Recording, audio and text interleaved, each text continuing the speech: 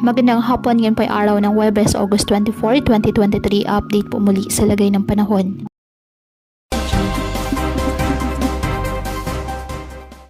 Isa ng ganap na bagyo o tropical depression ang binabantayang low pressure area na nasa silangan po ng Apari, Cagayan, at ito po ay pinangalan ng Goreng ng Pag-asa. Taglay ngayon ng bagyo ang lakas ng hangin na 55 km per hour at pagbugso nitong maabot sa 70 km per hour. Kumikilos west-northwestward sa mabagal po na paggalaw. Sa ngayon, wala pang nakataas na tropical cyclone wind signal sa anumang bahagi ng ating bansa. Sa mga susunod na oras, posible na pang lumakas ang nasabing bagyo. Unti-unti rin pong nagbabago ang direksyon nito dahil bukas ay maaaring kumilos ito patimog, babalik ang bagyo sa direksyong pahilaga sa weekend. Mababa sa ngayon ang chance nitong mag-landfall. Pero dahil po sa tinatawag na area of uncertainty, may posibilidad na dumaan sa ibang bahagi ng Cagayan Valley ang bagyong Goreng.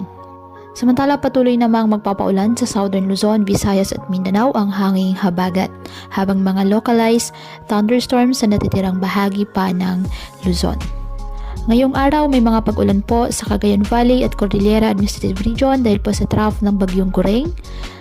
Posible po dyan ang mga pagbaha at pagguho ng lupa lalo na kapag may moderate with at times heavy rains. Samantala ang Visayas, Mimaropa, Bicol Region, Zamboanga Peninsula, Northern Mindanao at BRMM, asahan din po ang mga pag-ulan dahil naman sa habagat. Metro Manila, nalalabing bahagi ng bansa. Generally, maaliwalas naman po ang panahon, may tsansa pa rin ng mga kalat-kalat na pag-ulan at thunderstorms dahil po sa habagat at localized thunderstorms. Kaya patuloy po na pinag-iingat ang ating mga kababayan sa mga posibleng pagbaha at pagguho ng lupa lalo na kapag may malalakas na ulan, at ugaliin po na magdala palagi ng payong o kahit anumang panangga sa ulan kapag lalabas ng ating mga tahanan.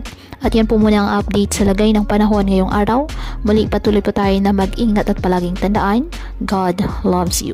Stay safe and God bless po.